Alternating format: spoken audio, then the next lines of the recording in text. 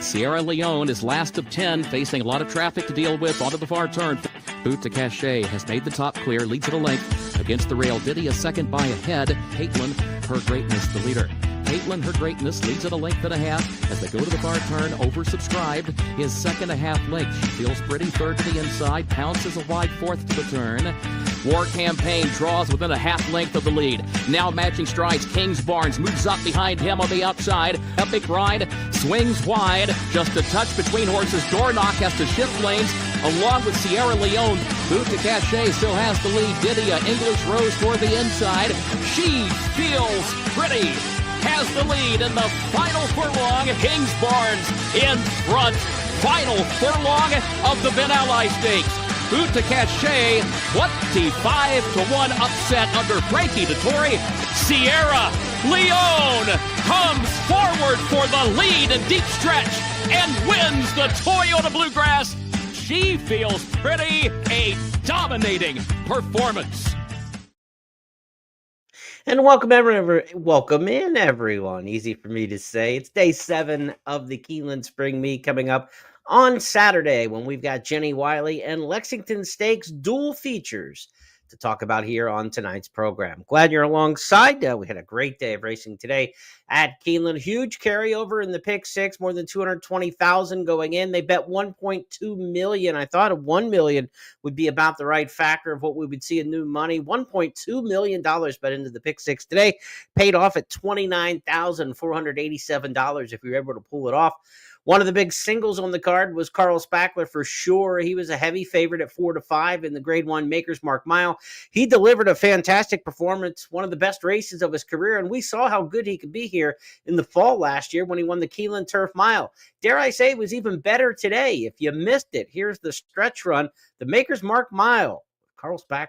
Northern Invader, the leader, still leads it by a length and a half. A Silent Heart, his second outward from the rail, 3/4 of a length. Carl Spackler now picks up the chase, goes to the far outside. Is Fantastic again, looks to the inside. Integration still fifth. Trickery sixth. Grand Aspen last. Carl Spackler is moving on the outside off the far turn. Carl Spackler coming forward for the lead. Northern Invader now second. Silent Heart third. Fantastic again is fourth toward the inside. Integration, then Trickery toward the outside. Carl Spackler, a widening 5-length lead. Integration is second. Trickery goes to third. The Maker's Mark Mile. It is all Carl Spackler and Flavian Pratt. Integration second, close for third. Trickery or Northern Invader in a time of 1 minute 36.56 seconds. Looking forward to him throughout the year in the Breeders' Cup Turf Mile division. Big-time performance there by Carl Spackler. I thought Integration and Trickery all ran their best races. It just wasn't nearly good enough today, as Carl Spackler was absolutely A-plus performer. Now, it was good to see on some other news today on the program that Luis Saez, a perennial leading jockey, top 2 jockey here during the Keeneland meets, spring and fall, back in action today after missing a couple days, body soreness after he was in a spill on Tuesday. He didn't ride here Wednesday or Thursday. Today he got back to riding, and today he got back to the winner's circle, not once, but twice. 2 wins on the card today for Luis Saez, so good for him getting back in the action. Jose Ortiz with another riding double. I think this might be his 4th multi-win day so far, 3rd or 4th through 6 days of racing. So day 7 coming up on Saturday, and this is our 7th of 8 crazy nights in a row as we open up this elongated opening week into week 2 of the Keeneland Spring Meet. So looking forward to being with you tomorrow night as we preview the Sunday card, of course, and that'll wrap up our action before taking a couple days off, and then we'll return on Tuesday night to get ready for Wednesday and week number 3. Now, a couple trainers today, a little bit of noteworthiness, I think, anyway. Safi Joseph Jr. and Cherie DeVoe both scored victories on the card today. Both high-percentage trainers, both win a lot of races around the country, but both really weren't off to a very good start with horses that were well-regarded so far this meet. They both got wins today, so good news for them to break through finally. The cold streak gone, perhaps, for those two. Cherie DeVoe winning the last race. Safi Joseph winning today on one of our key plays, middle of the card, that being Ramsey Pond. Very impressive last to first winner there. Not last, but almost last to first. Big time rally under Jose Ortiz. So it was good to get one of our key plays in. Unfortunately, we didn't do a lot around it. It's been a tough handicapping go here over the last few days for sure. Hopefully we can pick up the pace. Part of the process here each night is to teach you how to go hunt for the winners yourselves, but I got to do a better job of picking them too. I mean, that's all part of the game here is picking and playing.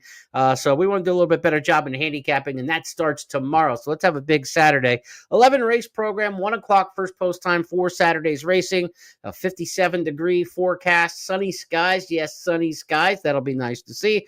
Probably start off with a good track, maybe fast right off the bat and get the fast by the end of the day. Turf course, probably good. As for tomorrow's wagering format with an 11-race card, there's a middle pick 4 added. So let's take a look at the snapshot of the program and let you know where that middle pick 4 is. It'll start in race number 4. So races 4, 5, 6, 7 will constitute a third pick 4 on the card. We'll call it the middle pick 4. So that's a new one to the wagering menu for this Saturday because of the 11-race program. It'll start off with the early pick 5 as usual. Race number 2 starts the early pick 4. We get an early key play on the card. Races 2, 4, and 9, my key plays on the program. One of those key plays coming in the Lexington. No carryover in the pick 6. Again, it was hit today for about $29,000 with that $1.2 million in new money in the pool. So we'll start fresh in the pick 6. Keeneland Turf pick 3 will be races... that's not correct there. It's not 5, 6, and 8. It is 5, 8, and 9, or 5, 8, and 10, I should say. 5, 8, 10 will be the Keeneland Turf pick 3. There should not be a Turf pick 3 designation there in race number 6. Okay, let's get into the picks here on the 11 race card. We're going to start things off in the opening race, of course, and we'll look at the selections from the handicappers at Keeneland.com and the Keeneland Handicapper Selectors Grid. You can download this yourself, print it out at Keeneland.com, so check that out under Handicappers Consensus. I've got Warp 9 in the opener, same top choice as Gabby Gaudette in here. A couple different handicappers going different directions, though. 5 of us with 4 different horses on top in this race. 1, 3, 4, and 9 all get top selections in here. Warp 9 gets Jose Ortiz, riding well, of course, and this horse has a closing third-place finish in a maiden special weight here in 2023. You don't get many starts at Keeneland historically, so a horse, even with good form back in 2023, you have to respect when they return back to Keeneland that they might like it again. This horse has run pretty well in recent efforts at fairgrounds on the turf, but again, that main track race at Keeneland, one of the better races he's run on the main, also has a third at Churchill Downs. There's some pace in this race, and I'm looking for Warp 9, the one to come finishing in here as the top choice. Number 3, Diver, one to keep an eye on. This horse was entered today in the last race on the card. I thought it had a chance maybe stretching out in that mile and an eighth race, but that was a very tough spot. There were a lot of classy maiden special weights in that race today, dropping down to take on Diver. This looks like a maiden claimer, so this is actually a much easier spot for Diver than what the last race would have been today. Probably a good move by Byron Hughes, the trainer there, to go in this spot. Diver should be forwardly placed with blinkers on. And one to consider in here. The 2 Citizen, my other one in here, class dropper for Steve Asmussen. Should fit okay. Was entered in the last race again, but this is a horse in this particular spot. Instead of going long, the 7 furlong distance will probably suit much better. I've got it 1, 3, 2, and 9, and that kind of summarizes some of the top choices from the other handicappers in there as well. Kim's going with a 4 in here, Kentucky 31. Now, this is a horse who hasn't raced in a year and a half since November of 2023. A change of barn from Todd Pletcher. We'll see what this one has coming up with Irad Ortiz riding, an interesting jockey assignment in there. So maybe one you want to watch in the paddock and check out for some pre-race clues on number 4, Kentucky 31. Calumet Farm runner with Irad Ortiz name derived there. That's Kim's top choice in race number 1. So that's going to start off the early pick 5, race number 1. I think you want to get a little bit of coverage in there. I would go probably 2 deep in here, if not 3. 1, 3, 2, maybe also toss in the 9. See what you got in the other races and try to narrow things down a little bit. With key plays in races 2 and 4 for me, I can spread a little bit in race number 1 the way I'm looking at the ticket in terms of playing a pick 5 if we choose to do so. But race number 2 is going to be our first key play of the day, and in the second race on the card, it'll start a pick 4 in here, races 2 through 5 in the early pick 4. I'm on number 6, Mr. Bob. Nobody else has Mr. Bob anywhere, and I like that. That puts me on the island. This horse is 8-1 in the morning line. Mr. Bob the 6. This is a 40,000 open claimer going 6.5 furlongs. By Practical Joke, who gets 23% winners here on the main track at Keeneland. That would be a nice pedigree play, but we don't need a pedigree play when Mr. Bob is involved because he's run twice at Keeneland and he won both of them. So we know he's a horse for course. Obviously bred to like it here. But what I like about Mr. Bob is if you look at the past performance lines, this horse was claimed for $40,000 last April by trainer Mike Maker. The last 2 times this horse ran at Oaklawn, there's a W in the past performances next to the claiming price. That means it was eligible for a waiver. Coming off a long layoff, you can run for a waiver and can't be claimed in those races. I think that's a significant move because I think Mike Maker knew he had a horse for Keeneland. He claimed this horse for $40,000 last year. He had a horse who's 2 for 2 over the track at Keeneland, and he ran in waiver races at Oaklawn so they couldn't be claimed. I think he protected the horse, as we like to say. The horse who beat him last time out, Payne, is a 10-year-old Win Machine, a really nice horse. He's coming out of a good race. I mean, Payne would be a heavy favorite, I think, in this particular spot. So I think Mr. Bob, well-placed. I think he's going to be a tough one in here. Juan Hernandez rides for Mike Maker. They've been an interesting combination. Hernandez, really Bob Baffert's a rider in Southern California for the most part in the wintertime. He's riding here as Santa Anita's off for a couple weeks between their classic meet and their Hollywood meet that they have coming up in a few weeks. So Hernandez had some time off. He came to Keeneland. He's won a race or 2 already and is riding well. So Mr. Bob for me in race number 2, the first key play on the card. Looking forward to diving into him and nobody else picking him. So maybe we can get the kind of price that's listed there at 8-1 in the morning line. Number 5, Tagliatelle, is one you want to keep an eye on by Taprit. Taprit's a sire who coming into this meet had won 5 of 14 with his offspring. Tremendous win percentage there. Mike Tomlinson trains. This is a horse, Tagliatelle, who's run once at Keeneland and ran a decent third here in Allowance Company. That was back in the slop last spring. Has decent form coming into this in terms of a second off the layoff situation. We're running for a good optional claimer allowance type race at Turfway. Ran 4th of 8 in there. Second off the layoff, horses generally show some improvement. 6-5 the way I like it. Cape Trafalgar, one who kind of has been a bit of an underachiever over the years. He's run at Keeneland 4 times and has a pretty good ledger, but he was well backed in almost every one of these starts that he's run at Keeneland, and I think he's kind of disappointed a little bit. He did get a victory here during the fall meet and finally come through at 9-2 odds. He takes a big class drop. Safi Joseph did that today successfully with the horse we had talked about already in Ramsey Pond. That's how Safi kind of got his meet going the right direction. Today, he'll drop the class with Cape Trafalgar. Again, 6, 5, and 2, all horses, I think, that have a shot in here. But I think we're going to get nice prices with the 6 and 5, and that's the way I'm going to try to attack this race. Cape Trafalgar, I think, will be well backed and might be a bit of an underlay. So we'll try to beat that one while respecting his form. But we'll try to beat the 6 with the 2 with the 6 and the 5. Those are my top choices in race number 2. Let's shift gears now and go to the 3rd race on this Saturday card. Again, 11 races getting underway, 1 o'clock Eastern. For those of you just joining us on the show, welcome in. Day 7 of 15 here at Keeneland. We hit almost the halfway point as we get through this card on Saturday, and into Sunday we'll hit the halfway point midway through that program. So time flies when there are no off days in the Keeneland meet, that's for sure. We're almost to the halfway point of the season here once we get through this weekend. Race number 3 on the card is a 1.16 maiden special weight.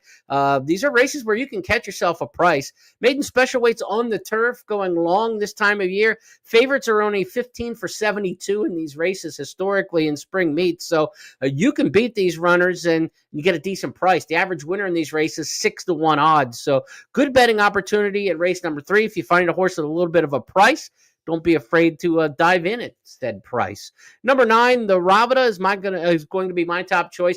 Comes in from Gulfstream Park. That's a key factor in these maiden special turf races.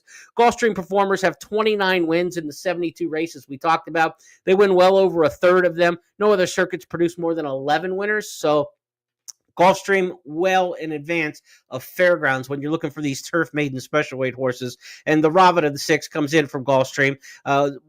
George Rusty Arnold, the trainer. Rusty's got a good history here in these kind of races. Maiden special weight long on the turf in the spring. He won a very similar race with a horse from Gulfstream in 22. He won a very similar race in the 23 spring meet with a horse from Gulfstream. I think he can do it again with the Ravida. Luis Saez named the ride here. Again, Saez coming off a 2-win day, showing no ring rust at all after being off for a couple days with that injury. So my top choice in here in race number 3 is going to be the 9, the Ravida, also picked on top by Gabby in this particular spot. Top 3 picked by a couple of the other handicappers as well. I think you'll get a fair price, but not a short price on this one. And we don't want to take a short price in a big field turf maiden special like this. These races just aren't worth taking the very, very short prices. I'll be ready the 6 could improve, second career start. This is another one with Gulfstream form. Shug McGahee does well with the long-winded turfers these days. In the latter part of his career, he's kind of become a route distance trainer on the turf. He puts blinkers on. Joel Rosario rides, a good pairing.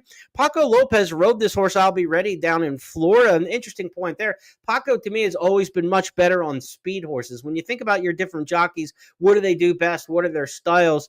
Paco Lopez is kind of a front-running, go-get-him jockey. He was on this horse trying to close from deep in the pack in the career debut, closed from 10th to be 6th in that particular race. Now you get Joel Rosario riding, and if Joel's on a speed horse, you're kind of a little leery because he's so much better timing it from well off the pace and closing. So this is actually a really good rider fit on number 6, I'll Be Ready. You get that Gulfstream factor, who's, the dominant circuit producing horses who win these kind of races. I think the 6, I'll Be Ready, is very interesting. And if the price difference, I don't think I like the 9, the Ravida, that much better than I like the 6. So let's watch the price, watch the tote board, checking the morning lines here for race number 3. What do we got on these two? We've got the 6, I'll Be Ready, at 10-1. The Ravida's at 9-2. Both fair prices, but I might like the 10-1 price better on the 6 if that's the way it turns out versus taking 9-2 on the 9.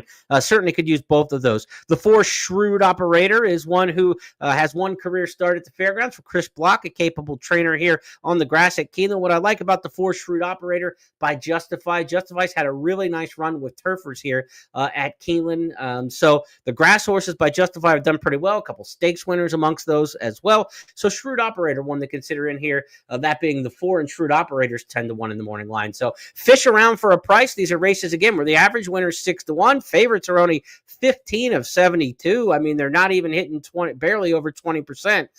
So take a shot in here in race number 3 and see if you can't shop around. As for the other handicappers in here, Wedding Mood, the 11, a top choice by a couple, and Grove City Sunset for Scott, top choice in here. Grove City Sunset has a race over the course last October, has not raced since, and will be adding Lasix for the first time. As for the 11, Wedding Mood, this is a Brian Lynch trainee, first time in the U.S., coming in from France, first time off the boat, off the plane, actually. But Irad Ortiz will ride there. This is the daughter of Wooten Bassett, well-bred pedigree here out of a Galileo mare Snow. So expect Wedding Mood to be decent in here, and a tough post for the first career U.S. start. But Brian Lynch, first in North America. It's only showing 3 according to Daily Racing Form. He did win with 1 of those 3. But if you got Irad riding, that's always a good sign. So Wedding Mood, certainly a consideration in here, but get some value in the 3rd race Saturday. Let's go now to the 4th on the card and back to the snapshot. Again, want to remind you that middle pick 4 is going to start in this race. Pick 4 on races 4, 5, 6, and 7. Normally, we don't have these midday like that. So the 11 race card gets us the 3rd pick 4 on the program. And it's got my second key play of the day coming up right here in the 4th. Non-winners of 2 lifetime, $80,000 the claiming level here. They're going the about 7 furlong distance on what we call the beard course. It's basically the chute. They call it the beard course when they run the about 7 furlong distance. In race number 4, my key play in here is number 10, Gambler's Tail. Gambler's Tail is a horse running second off the layoff. And when you hear these terms like second off the layoff, that means the horse has run once since taking a break and now is running the second time since coming back after a layoff. So second off the layoff, sometimes you'll see it written down as 2OL, second off the layoff, if you catch somebody's past performances or they're talking in slang. But what I like about that form cycle is a lot of times when a horse comes off a long break, with some trainers, aren't really given a strong effort in the first race back. They just want to kind of get them back into their form, and then the second time the horse makes a big leap forward. How can you tell if a horse is going to run well second off the layoff? Well, look back in the running lines in the past performances that you have and see if they've done that sort of thing in the past. And if you look at Gambler's Tail, this is a horse with 9 career starts, so you get to see the entire career. Gambler's Tail got beat first time out, second time out, second start of the form cycle, second off the layoff, won that race and broke its maiden. Then you go back to 2024, laid off June to September. First time back, ran third, got a 70 buyer. Second time, second off the layoff, ran second, an improved effort with a better speed figure. So this is a horse who's already ran second off the layoff twice and improved both times running second off the layoff.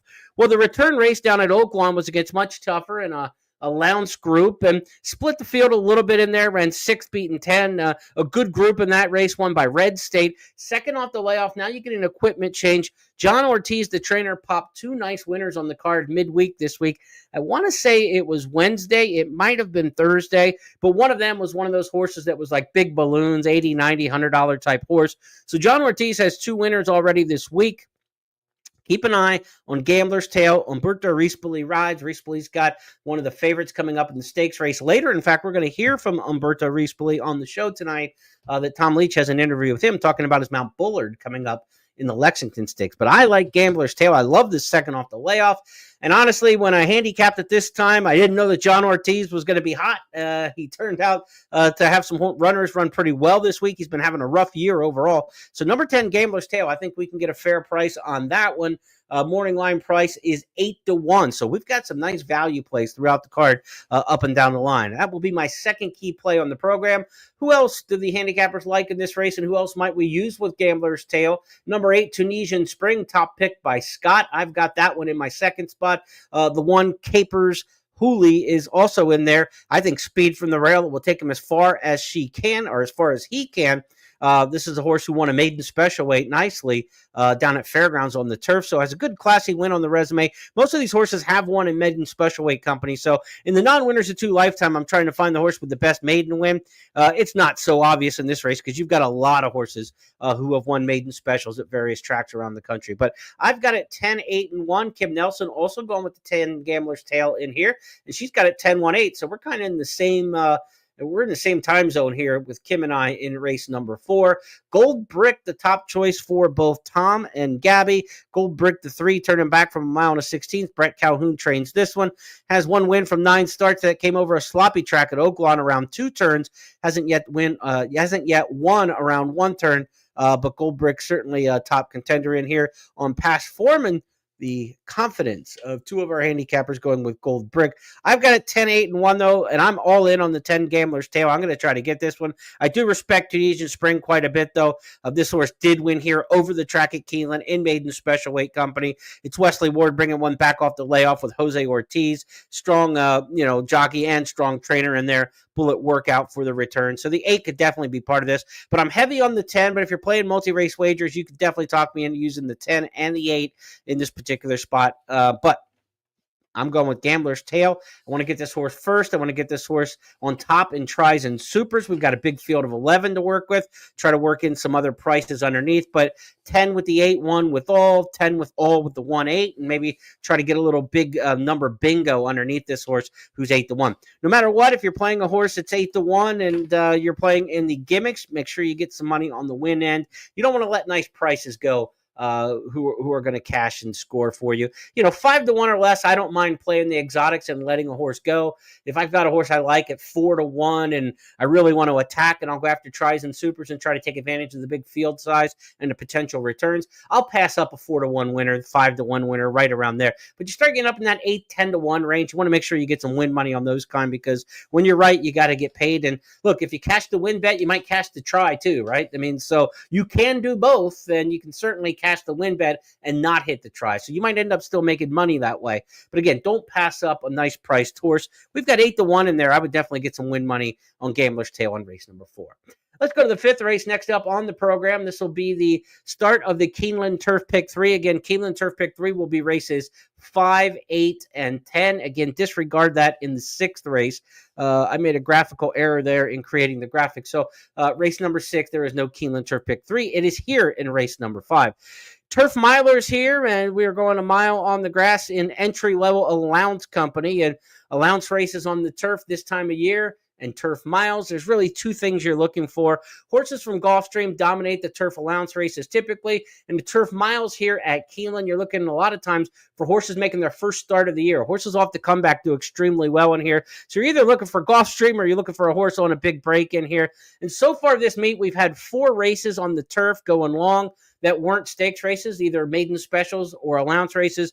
Gulfstream horses have won 3 of those 4 offerings to this point in the maiden and allowance ranks on the turf so far early in the meet. So Gulfstream is always a good place to start with these, or a horse coming off the layoff. I ended up going with one of the layoff horses in here, Warlander, a horse who ran here at Keeneland, ran a good fifth in the Bourbon Stakes last year. That was a good addition and a productive addition of the Bourbon Stakes. Good afternoon. Clock Tower came out of that race and won.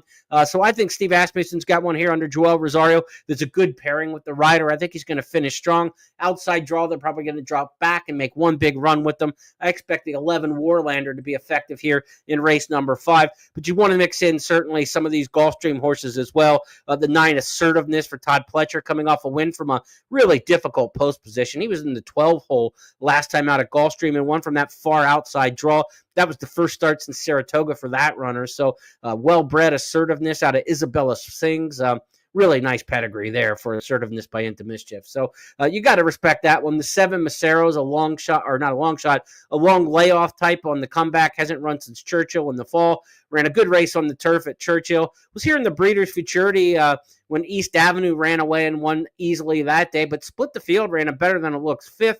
Ran a good 4th in the Iroquois Stakes, but turned out to be quite a good race with Jonathan's Way and Old Almighty in there. So Macero's got some class. Dale Romans brings this one back off the layoff. There's some good options here in race number 5 as we start that turf pick 3. I've got it 11, 7, 9, and as you look across the 10 states right, gets 2 picks on top in here by other handicappers. The 5, Sing for Peace, is prominent in Tom's selections. So there's some good particular options you can go with in here. Let's talk a little bit about states' rights. This is a Cherie DeVoe trainee. Cherie got her first win of the meet. I believe she started like 0 for 12, 0 for 13, but got to the winner's circle in the nightcap today with the final race on the program.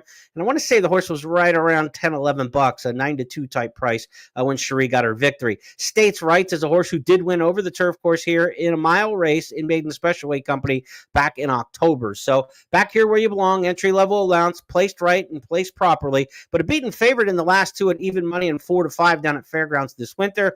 I don't think you need to take a short price on this horse, and this horse has kind of been overbet throughout the career. So States Rights is certainly a factor in this race, but I wouldn't take a short price. I have it 11, 7, 9, and 10. And I think this is a race where you could probably go 4 deep in here and get good options in here. But Warlander going to be my top choice in this particular spot, and I think we'll get a fair number. Warlander 10-1 in the morning line. Again, when you talk about, so many different horses in this race that have what I think is a good fighting chance in here, I didn't even mention the 8 Sing Sing. Sing Sing is the morning line favorite at a very lukewarm 4-1. This is one coming off the July layoff. Again, don't be worried about a layoff. Mark Cassie's already got 2 turf wins at the meet, including a stakes race.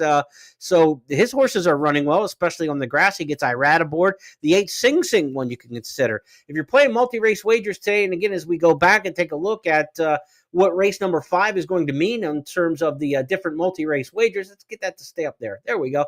This is going to end the early pick 5. It's going to end the early pick 4, and it's going to start the Keeneland Turf pick 3. So there's a lot cooking, shaking in and out of race number 5.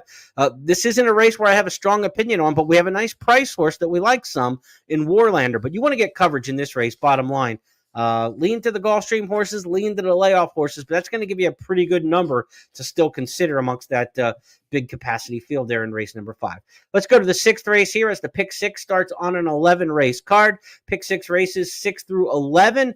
No carryover. The pick 6 was hit today. Again, an error on the graphic here. No turf pick 3. Race number 6 is a 6.5 furlong, second level allowance sprint here.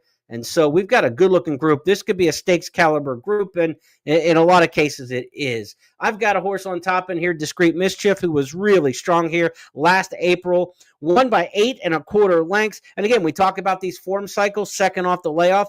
The career debut for Discreet Mischief was a good effort. Second, beaten 2 1/4 at Fairgrounds. And then the second career start, second start of that form cycle, won here by 8 1/4 lengths. Well, after laying off since June, came back and won first time back at Fairgrounds and got a decent number in doing so. If this horse makes another move forward and likes the track here at Keeneland, as certainly he did last year at this time, then I think Discreet Mischief is in the winner's circle. I think this is a horse that we can lean on pretty good, but I think Discreet Mischief's going to be backed in here. 3-1 in the morning line, not the morning line favorite. That is Speakeasy. Speakeasy is a horse who got off to a big start in his career, then tanked in the Jerkins in his 3rd career start. We didn't see that runner again until the return bid in March at Gulfstream.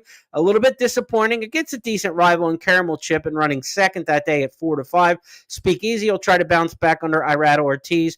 Ran pretty similar, I guess you would say, to the comeback race of Discreet Mischief. But the difference is for me, Pletcher's barn's been kind of struggling here at the meet so far. He hasn't had a lot of luck at Keeneland so far this meet. Brad Cox is absolutely humming, especially with these allowance-type horses.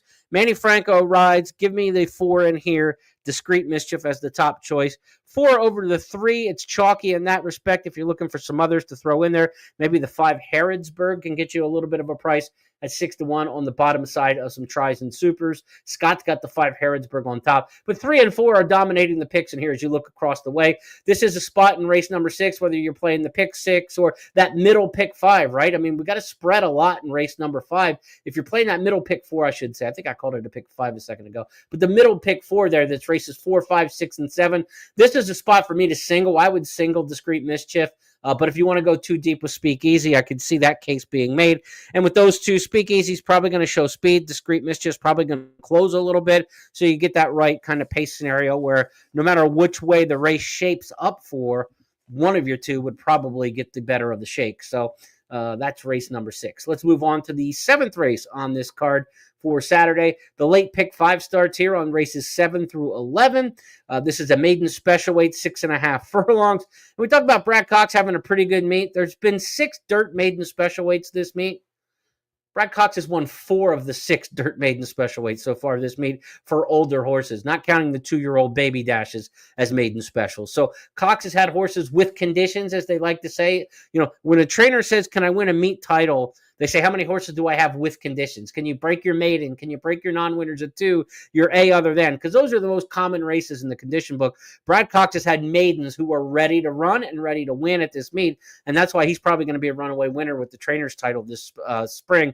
Valiant Humor on the rail for Brad Cox. Looked like it could just be another one. Beaten in the debut by Retribution. A horse who's already run back here in Allowance Company and ran pretty decently earlier in the meet. Valiant Humor coming off the race at Fairgrounds. Should be very, very tough, I think, in race number 7. Let's see what the other handicappers have in here. Valiant Humor for Cox. And the 11 Sinister Smile is one that I'm going to get a little cute with, you know. I think the 1 is the most likely winner of this race. Cox is winning everything in sight. He's by Practical Joke, a sire who gets 23% winners here on the dirt at Keeneland. But so is Sinister Smile. And this horse is a big price, 30-1 in the morning line. Also by Practical Joke. And a horse who I think, turning back in distance and shortening the trip, can be effective in here. This horse ran in the Barnes Innovator race at Churchill Downs in the fall. Ran 3rd beaten 10 that day, but had a troubled trip in the debut. Hasn't had a chance to sprint on the dirt since then. Went to the synthetic, went long. Now trainer Mike Puich brings this one back in a dirt sprint for the first time.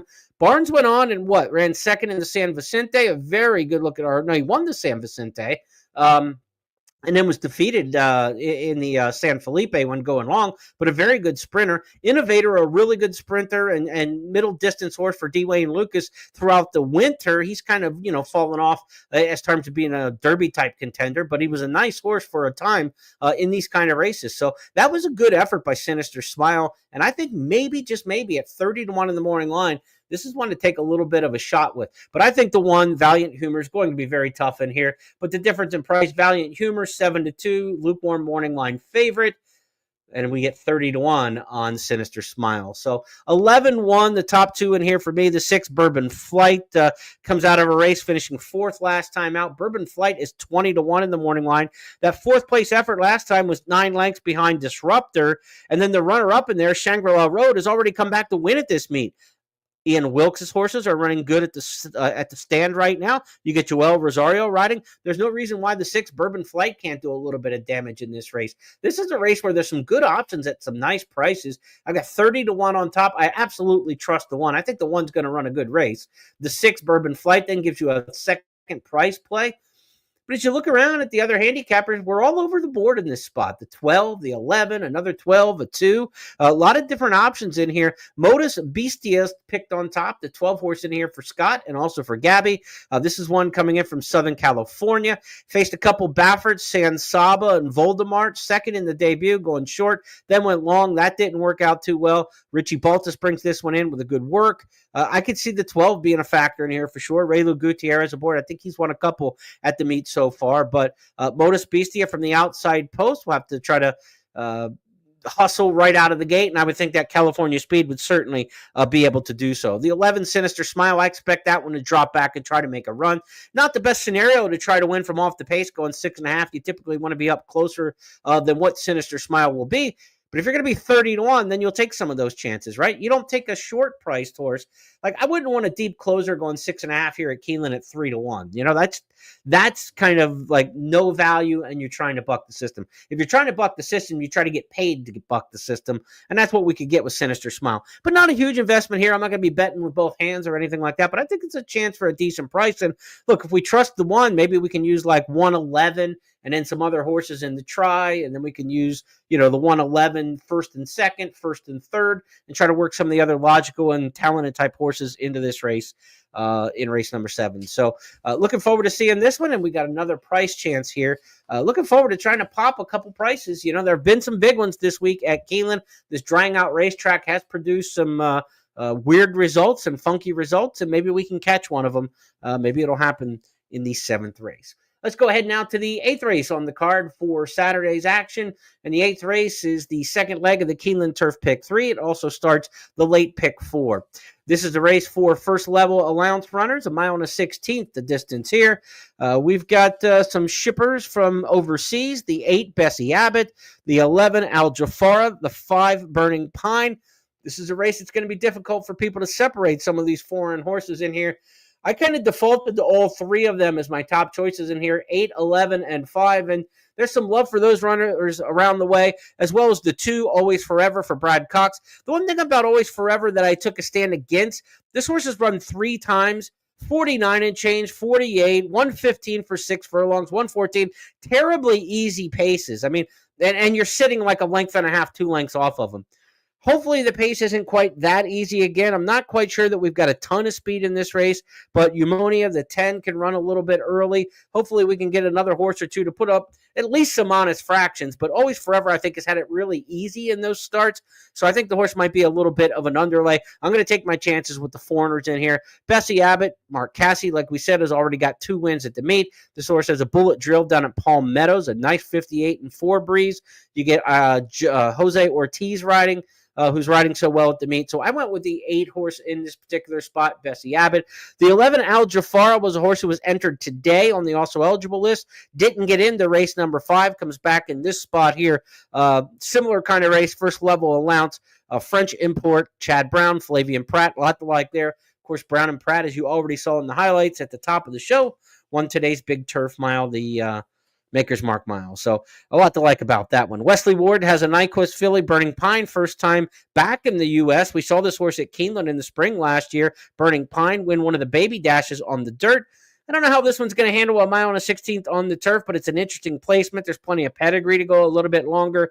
Not necessarily Wesley Ward's MO to win with these kind of horses, but I threw the horse in third. Maybe I should have put Always Forever ahead of that one, Burning Pine, but for me, definitely I like the 8 and 11 probably amongst the top here. So too deep for me if you're looking at multi-race wagers, figuring one of these, well-backed, well-considered and reputed international runners from good barns that are coming off nice turf races already this week for Cassie and for Chad Brown. One of those 2 probably get through it. So 8 and 11 for me in race number 8. We move next to the 9th race on the card. It's the Lexington Stakes co-feature here. 3-year-olds with 20 Kentucky Derby qualifying points to the winner. That probably won't be enough to get you in the field. Certainly right now, unless there are mass defections, it wouldn't be near enough for any of these horses to get them into the lineup. But maybe we're looking at some Preakness horses through the Lexington. I've got a key play in this race, and it's a little bit of a historical nugget, if you will. Let's take a look at the field for the Lexington Stakes. 9 of them are entered. Rolando has already run this week. He's expected to scratch. He ran in the sprint race earlier this week, the Lafayette Stakes. Bullard, the morning line favorite, comes in from Southern California. Michael McCarthy trains there. Of course, McCarthy has, and Reespoli, they have the favorite for the Kentucky Derby right now, and the Santa Anita Derby winner, that being Journalism. So at one point in time, Bullard was the top 3-year-old in that barn. He was 2, not quite 3 yet, but he's been passed by Journalism. We'll see if Bullard can get his first big victory as a 3-year-old after having a good year at Del Mar at age 2. The other horses in here are going to take some big money. The 7 Prater for trainer Chad Brown. We'll get a chance to see his stakes race or his allowance race for this stakes debut coming up in just a moment. We've got some content to share with you from Tom Leach, the voice of the Wildcats. He caught up with jockey Umberto Rispoli and talked about Bullard. So let's listen in and see what the jock has to say about his mount in race number 9, Lexington Stakes. Tell me what has impressed you to this point when you've been aboard Bullard. Look, we are very happy with his last work. I think it was a solid effort for him. He gained a lot from the last work. Unfortunately, last time he got sick going to Arkansas. And look, last time we tried his last work. He was doing well. So with Michael, we decided to enter him in the Lexington. Hopefully, he's gonna like the Keeneland and the track. But I don't see why he shouldn't. Any concern about stretching out around 2 turns for the first time? Absolutely not. We wishing to run him longer, sooner than this time. It's a good-looking horse. He has such a big, long stride. He's built to go 2 turns, and we can't wait for it. Let me ask you about journalism. Tell me about his race in the Santa Anita Derby. Just watching it on TV, it looked like you really had to get into him, but once he responded, he took off. Yes, actually, yeah, he did an amazing effort for all concern, everything happening to the race. We drew the 1-hole, trapped it all the way on the fence, and with his ability, was capable to come out from the rail. We had to fold a little bit harder to get that spot that came in through, but once I was able to put him into the clear, he did the rest. He's a talent, intelligent, and really good horse. Going into a race that could have 19 other horses in it, was that a real benefit for him to get that experience? I think so. The Kentucky Derby, we know that we have always 20 horses, and we are covered around with other horses going left and right. He's a horse that will get benefit out of it, but I wish to have a very clean trip in the Kentucky Derby, which that would be the key, definitely. Have you let yourself think about? All right, Umberto Rispoli with Tom Leach talking not only about Bullard in the upcoming Lexington on Saturday, but also his Kentucky Derby mount journalism. Interesting, he mentioned that Bullard got sick on the way to Arkansas. That's Arkansas for those of us who are not Italian with English as our second language, but he was expected to run Bullard, that is, in the Rebel Stakes, but then came down sick and had to scratch out of that race. So this is plan B for Bullard, and we'll see how he makes out here in the 2-turn stretch out. He hasn't run around 2 bends yet. His last start, January 5th at Santa Anita, 3rd to Barnes and Romanesque in the San Vicente Stakes. Now, another horse coming out of a 7/8 of a mile race, one to watch in here, is Prater for trainer Chad Brown. He won the big grade 1 today. He looks for the grade 3 Lexington Stakes on Saturday. Prater coming off a nice win March 5th in his 3-year-old debut down at Gulfstream. They move by 3/4 in 1:10-3. It's all Prater. Prater off the turn now, asked to quicken, and he's quickening in kind, opening a 5-length lead on the others who just cannot stay with him. It's Prater. He's by Into Mischief out of a locally based Curlin's Approval, and he's a long-gone winner to start the late pick 5, or rather the coast-to-coast pick 5 and the late double. Prater and a jog. Kinetic Control second, Bear Claw Necklace third, CK Wonder. So we've talked about a couple horses in the Lexington who are going from 7/8 of a mile, trying to stretch out and see how far they can run. That brings me to our stat angle play here in the Lexington Stakes. This is kind of a middle of the road distance at 1.16 where a lot of speed horses are sent here because it's a graded stakes for $400,000. It's at the end of the Kentucky Derby prep season. They're not necessarily trying to make the Kentucky Derby, but this is your last shot to run for $400,000 for a while with some of these horses. You get to the summer races, and you've got another chance to kind of reload. But if you've got a horse who you're not quite sure how far they can run, and you can run a 1.16 for $400,000, this is a really big spot and prestigious to win a race at Keeneland. What you end up in the Lexington a lot of years is a very fast pace with horses who truly aren't 2-turn horses. We don't know if Prater can go 2 turns. We don't know if Gosker can go 2 turns, coming off of 2 nice races down at Gulfstream Park around 1 bend. Bullard from California, we don't know if he can go 2 turns. Which one of these horses can last the distance and get the entire 1.16 will be a big question. Touchy's another horse who was a really good sprinter last year, but got beat 9 lengths in the 1 attempt in the Sunland Derby. This is kind of their Derby day, if you will. but it can become a meltdown derby when they're all in the same race. And that's what we've seen here in the Lexington over the last 9 years. Since this race went back to dirt 9 years ago in the spring meet, favorites are 2 for 9, but we've had 3 winners, 11-1 or more. The average winner of this race, this is really kind of remarkable. The average winner of the Lexington Stakes is 5 lengths off the pace after the opening half mile. That's as far back of a profile as you're going to see. I get it, it's only a 9-race sample size, and there's not that much. But there have been some closers in this race that you wouldn't think can get there at a mile and a 16th that are let go at prices, but they get there because the pace collapses. If that happens again today on Saturday, I think the horse to pick up the pieces is Hypnus. He's one who showed some ability at Oaklawn this spring. They tried him at Fairgrounds in the Louisiana Derby. He ran 7-10, didn't get beat a mile, but that race didn't come back to him like some of the other races might. This is a race that could very well melt down. And Hypnus gets Luis Saez riding. Brian Hernandez Jr., his regular rider, is off to Oaklawn on Saturday for Kenny McPeek to ride the horse of the year, Torpedo Anna. So good luck to those folks on the road. But Hypnus is going to get a great setup here, I think, in the Lexington Stakes, and it could be his Derby day, where it all just kind of sets up and comes together for him.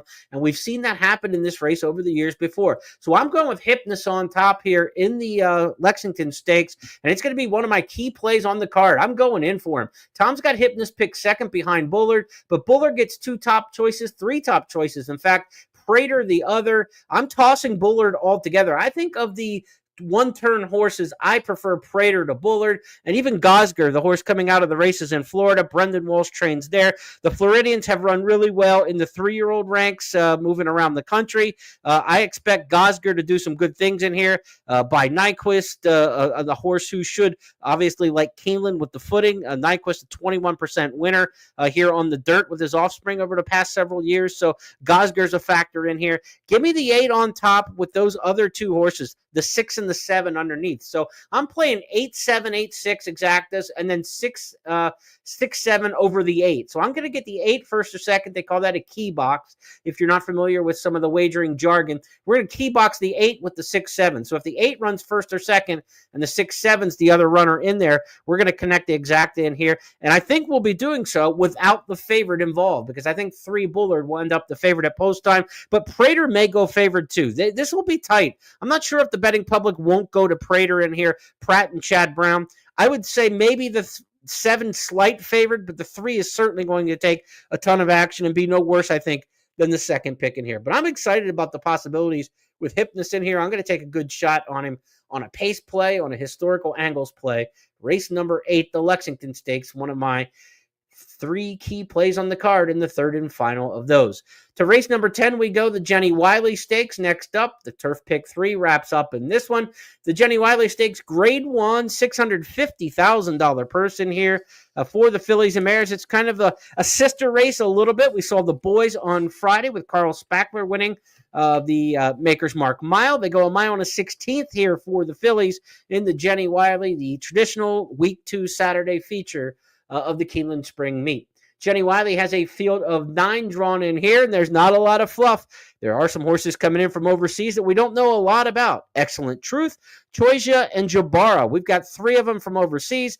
The 4, Vina Arana, was from overseas, Ireland, but got 1 start here at Saratoga last year, so is second time in the U.S. A lot of uncertainties about the Jenny Wiley Stakes, but the one thing we're sure about is Chad Brown's damn good in this race. 16 editions we have in our database going back on the turf in the spring. Chad Brown, all he's done is win 6 of those, including 5 of the last 6 and the last 3 in a row. He's got the 1 Excellent Truth. He's had the 1 for a little bit of time now. Resolute Racing with a private purchase of Excellent Truth. Chad Brown's had this one down in Florida. Has gotten 5 workouts, maybe a workout away from her absolute best, but we're going to see if she's ready to go first time off the bench. She's run some really good races. The pre-Ross trial, the pre-De La Opera, some top-notch competition there. She got beat a length in one, 3 lengths in the other. She's always been right there. You absolutely have to respect Excellent Truth in here, and anything Chad Brown puts out in this race, in any real turf stakes, you got to respect what Chad puts on the track. But Excellent Truth, maybe the filly to beat, but I know the one they have to catch is number 7, Kehoe Beach. They couldn't catch her last fall in the Mrs. Revere at Churchill. we'll see if she can maintain that form. Beach has had everything her own way, and she's still in front by 2 with a furlong to go. Pounce and poolside with Slim. Manushka clear sailing now, but Kehoe Beach got the jump, went clear by 2, and it will be Kehoe Beach, wire to wire. Kehoe Beach, the winner in the end. Hard to tell where any pace pressure would come for Kehoe Beach in this race. There's really not a lot of other speed in this race. Maybe Be Your Best tries to press a little bit under Irad Ortiz for Safi, but I think you've got runaway speed in here with Kehoe Beach. We'll try to take them wire to wire. Last year, we saw this race upset on the front end by Boot de Cachet. She went wire to wire in the Jenny Wiley at a big number. The jockey that day, Frankie Dettori, I think he's going to try to employ the exact same tactics. I'm going to take Kehoe Beach in what could be a little bit of an upset, but I think some other folks are going to jump onto that same lone speed angle. Scott and Gabby are on board with me in this particular spot. Excellent Truth, the second choice. Tom's going to go with Jabara, the 8 Sacred Wish, top choice in here for Kim, for trainer George Weaver. Sacred Wish, last seen in the Pegasus World Cup Filly Ameriturf when she was second, beaten a neck by Be Your Best. They get a rematch here at Keeneland. Little different turf course, and a little bit different maybe race shape, 46 and change, 109 and change down at Gulfstream for that race. I don't think this race is going to go very fast pace-wise. I think Kehoe Beach is going to be able to kind of call her number, and Frankie will try to milk it and slow it down as much as he can. So I've got the 7 in here at Kehoe Beach, but a lot of respect in here for the 1, Excellent Truth. Jabara I know less about, but I know the filly she's run against. She's been against Porta Fortuna twice, got beat 3 lengths each time. Porta Fortuna, one of the best milers in the world of any sex at any country. So she's got some tremendous running lines. Do not be surprised. Jabara, trained by Roger Varian, isn't a major factor in here under Joel Rosario. So I would also consider the 6 in here. 7, 1, and 6, all horses I think you can make a viable case for in the Jenny Wiley Stakes. But top pick for me in here is going to be Kehoe Beach, but this isn't a big bet for me. I'm certainly more bullish on the pick in the Lexington Stakes going after Hypnus than in Kehoe Beach, but they're both pace plays, right? One sets up for a closer, I think, in Hypnus, and one may just let him rock the baby to sleep on the front end with Kehoe Beach in the 10th. So both pace plays, but I'm a little more confident in the pace play in race number 9 versus the 10th. Let's wrap things up with the 11th and final race on the card. Toyota Super High 5, no carryover. The wager was hit on the finale on the Friday card. Starter allowance company here going 7/8 of a mile. Autumn Rhythm, the 2, going to be my top choice in here. Vekoma had such a good run here last year with the Offspring, the first crop of Vekomas. This was a winner in October. Autumn Rhythm trying to come back to Keeneland and get back on the beam. Hasn't won since, but a decent effort the last few down at Fairgrounds against Carson Bay, a repeat winner. I'm going with the 2, Autumn Rhythm. Again, Luis Saez could have a big day. I've got a lot of Saez action, and I feel good about that. He's back riding well after those couple of days off, winning 2 races on the program today. Give me the 2, Autumn Rhythm. Only one taking that one on top in terms of a morning line price here. I'm scrolling through Equibase. Autumn Rhythm is 8-1 in the morning line. So another nice price play that we have here potentially. Just a reminder, I do not have the morning lines written on my past performances. I print them as soon as the entries are made. So I have to cross-reference to find the morning line. Helps me not be distracted, though, by the morning lines, and I can kind of handicap on my own and then work backwards to see where prices may or may not be. Autumn Rhythm, my top choice, though, in here is 8-1 in that morning line. The 6, Madeline's Promise, one you've got to watch in here. This horse comes off a 4th-place finish in the Devona Dale Stakes down at Gulfstream last time. A big drop in class from the Devona Dale to a starter allowance, obviously. 2nd-place finisher in that aforementioned Devona Dale Stakes, none other than Lacara. We saw her win the Grade 1 Ashland here on Monday. So this filly only got beat 6 lengths by the Ashland winner. I would think she stacks up pretty good in a starter allowance. But this is a tough starter allowance because the reason this starter allowance is different than a lot of the others that we've seen, a starter allowance is a race that typically will restrict horses in a race that have run for a certain claiming level or less to be eligible to run. So it might be a starter allowance 10,000, and that means you had to run for a 10,000 claiming race in the last year or 2 years based on the stipulation of the conditions of the race. This starter allowance has a provision in it for horses who have started for a maiden auction price. And so there are a lot of maiden special weight races being run around the country for horses that sold at a sale for less than a particular price. They turn out to be some pretty salty races and horses sometimes. One of those horses in here is Sherbini. If you look at Sherbini's career debut, it came with a restricted R in the past performances next to that maiden special weight. This was a race that was restricted by horses based on their auction price. She only sold for $40,000 at auction, so she was able to run. It's a chance to get people to buy lesser priced horses to run against each other and run for a big pot in the maiden special without having to go up against the $300,000, $500,000, $600,000 yearling buys and 2-year-olds in training buys. Sherbini won that race and now is eligible to run in this starter allowance. But since then, she's running the Schuylerville Stakes, the Grade 1 Spinaway, where she was third. She was fifth here in the Alcibiades at Keeneland in the fall. And then she ran third in the Rags to Riches Stakes behind Good Cheer, who's going to be 3-5 in the Kentucky Oaks. We haven't seen Sherbini since October. But boy, did they find an easy spot for a comeback. To be eligible to run in a starter allowance because of that claiming price, restricted purchase price, auction price in the debut. So very interesting conditions. That's why you read the conditions, the fine print. When we talk about the conditions, I don't know if you can see the top stuff at the top of the page here for each race. Those are the conditions of the race, and it's kind of the eligibility requirement, how you can get into a race based on your past successes or failures, or in this case, what kind of level of races you've run at in the past. Very interesting, though. 2 and 6, though, going to be the top horses in here for me. Also, the 8, Sherbini. I think she's got a big shot in here, but this race is turning back to a sprint for her. I don't know how she's going to be firing off the bench in here. Workouts are okay, not fabulous, but Mark Cassie's off to a pretty good start. I think you've got to use her for sure when you're talking multi-race wagers. 2, 6, and 8 for me in here for sure. Maybe you throw the 9 in for a little exotics love. Baytown Butterfly, who's going to be a nice price, 30-1 in the morning line. This is one with Omaha Beach as the sire. The Omaha Beaches do extremely well here. And this filly last time out was in the Fantasy Stakes against 2 fillies, Quiet Side and Simply Joking, who are going to be top 5, top 6 in the wagering for the Kentucky Oaks. So Baytown Butterfly is coming out of a much tougher race. She may run pretty well here in this spot when people are looking at other ones. So if you're looking for exotics in race number 11, the 9 Baytown Butterfly one to take a look at. Sherbini's probably going to be at a very short price, though. I think people are going to jump on those running lines, and I think she's going to be an underlay. Scott, Gabby, Kim all have Sherbini on top. Tom's got her second. I ended up putting her third in here, but I'm going to take a shot in here. Give me the 2, Autumn Rhythm. Again, I like these Vacomas coming off some good races, and you already know this horse has a win over the track. That's a good sign that we're looking for. You know, it wasn't a great effort in the Alcibiades. It wasn't a terrible effort, but Sherbini, one of the only times of her career that she finished out of the money was her one start here at Keeneland. So she's got to kind of prove it over the course.